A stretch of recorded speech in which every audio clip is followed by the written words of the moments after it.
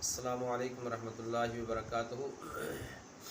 ناظرین کرام، ہمیں کراچی کرنگی سے ایک ہمارے نوجوان بھائی نے میسج کیا ہے کہ حکیم صاحب، میں بہت پریشان ہوں،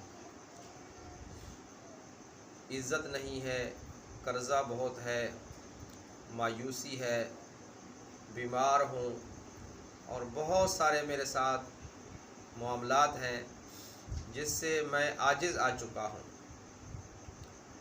تو آپ کوئی ایسا وظیفہ بتائیں، میں پڑھا لکھا بھی نہیں ہوں، جس سے میری زندگی خوشحال ہو جائے، خوشی ہمیشہ کے لیے قائم اور دائم رہے، قرض سے نجات مل جائے۔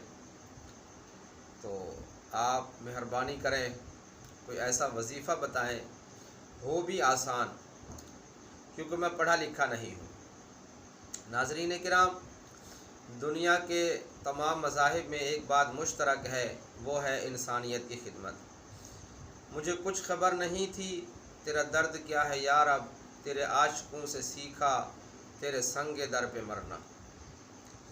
ناظرین کرام، حدیث شریف میں آتا ہے، انا عند ظن عبدی، بندہ جیسا گمان کرتا ہے اللہ تعالیٰ اس کے ساتھ وہی معاملہ فرماتا ہے۔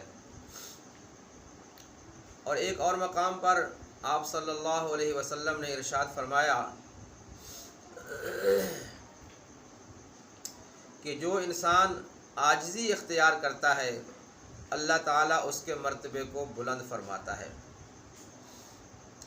تو وظیفہ بتا دیتا ہوں، یہ ان لوگوں کے لیے بہت بڑا تحفہ ہے جن کے ساتھ مسائل ہی مسائل ہیں اور وہ پریشان ہیں اور پڑھے لکھے بھی نہیں ہیں۔ تو ان کے لیے صبح اور شام کا وظیفہ ہے، بالکل آسان سا ہے۔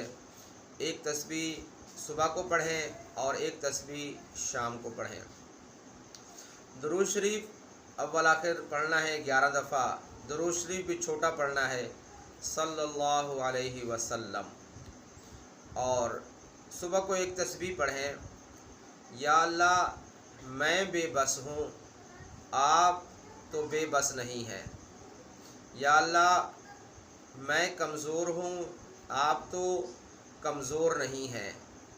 بس اس طرح یہ تسبیح یقین اور اعتماد کے ساتھ، دل کے ساتھ پڑھیں۔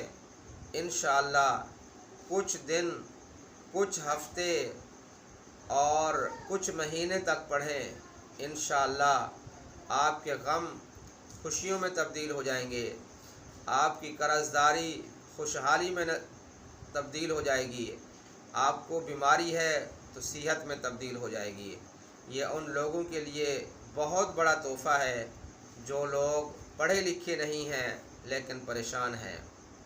اللہ تعالی ہمیں ہر طرح کے غموں سے بچائے اور دونوں جہاں کی ہمیں اور آپ کو اللہ تعالی خوشیاں نصیب فرمائے۔ آمین ثم آمین۔ السلام علیکم ورحمۃ اللہ وبرکاتہ۔